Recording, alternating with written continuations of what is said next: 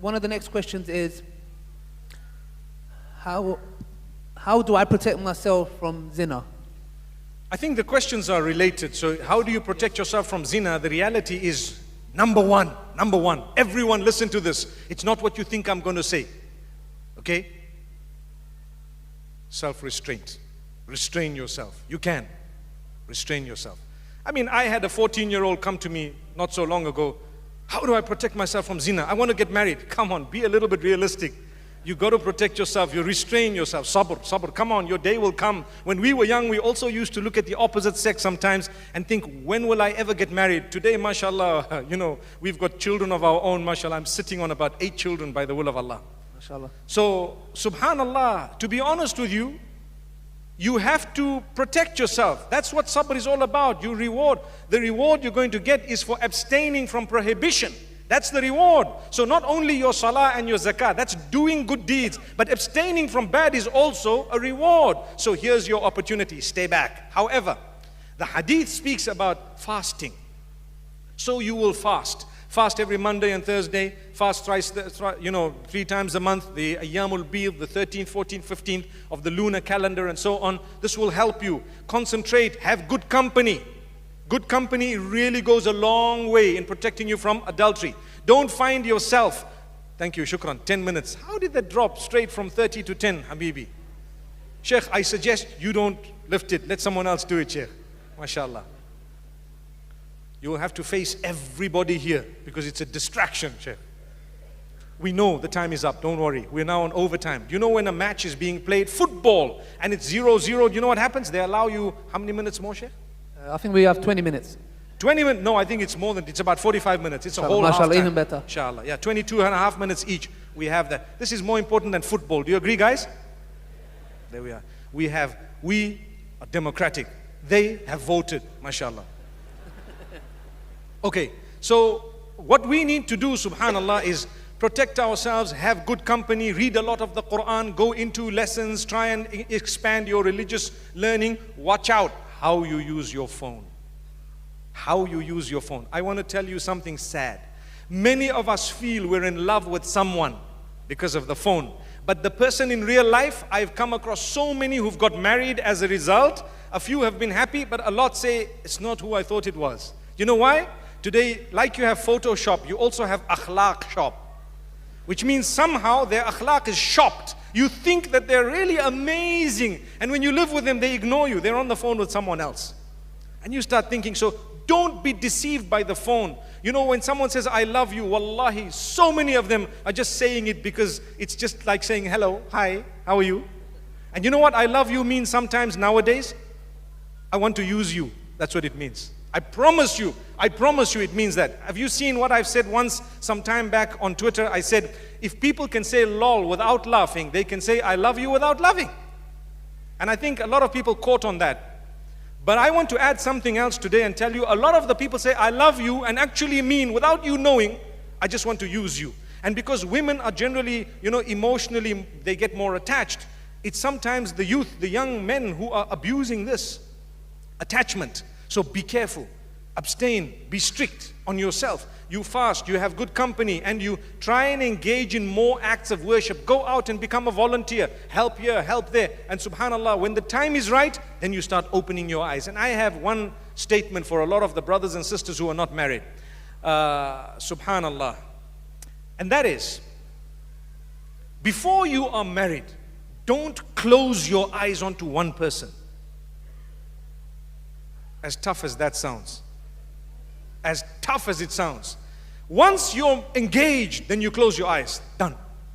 Because maybe Allah doesn't want you to marry the person because they are bad, horrible. Or maybe Allah doesn't want it because something might go wrong with the children that couple will have and you don't know. So maybe Allah is keeping you apart. I'm not saying don't try. You try. You speak to your parents. You convince them. You can even change your wilaya if you want. You know what that means? This is my wali. He's my father. I will go to the panel of scholars and tell them my father is blocking my marriage without any reason. So I want to marry without my dad.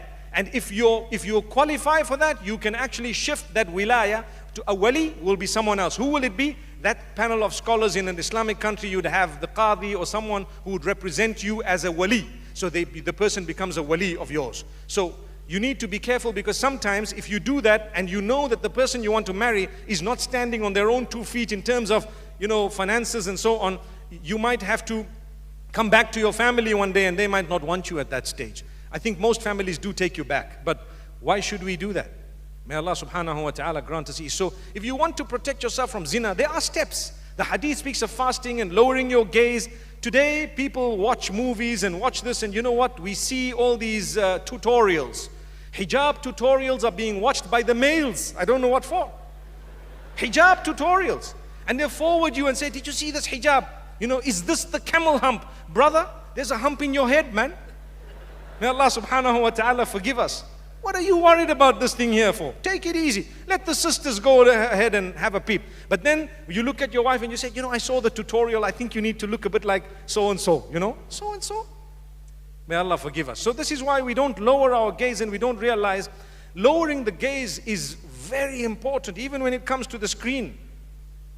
I know, you always get wise cracks in the youth. Sometimes they say, but Sheikh, I'm lowering my gaze, looking in the screen, I'm lowering my gaze. That's not what it is. You know what I mean. You don't look at these things by the will of Allah. And if you do, you are allowed to say, MashaAllah.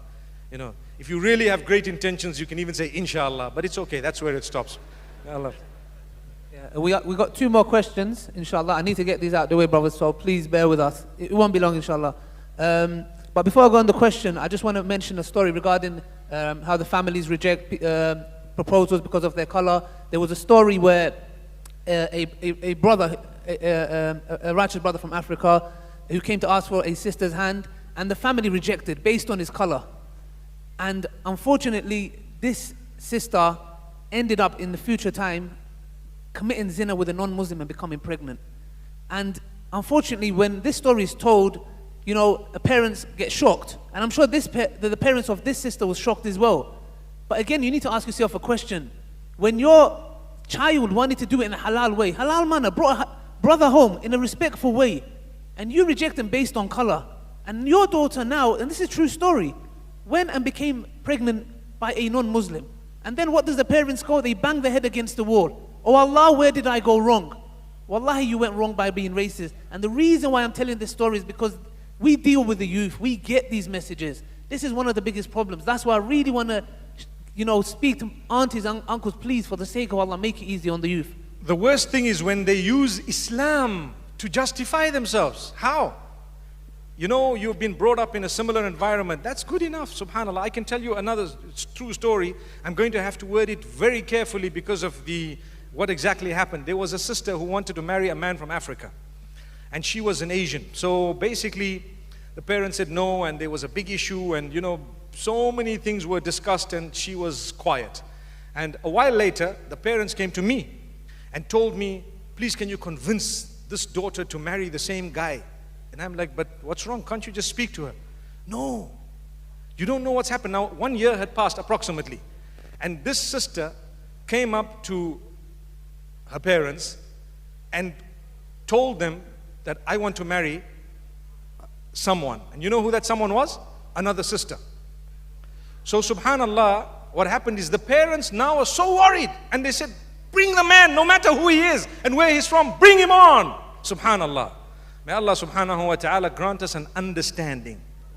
May Allah subhanahu wa ta'ala open our doors. I'm not commenting further, but I'm sure you've understood.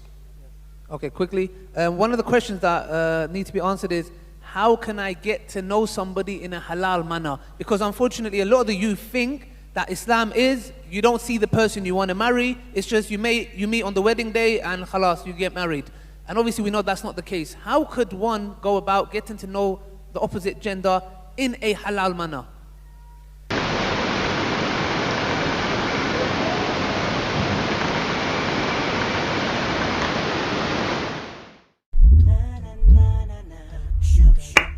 Shoot, what I do.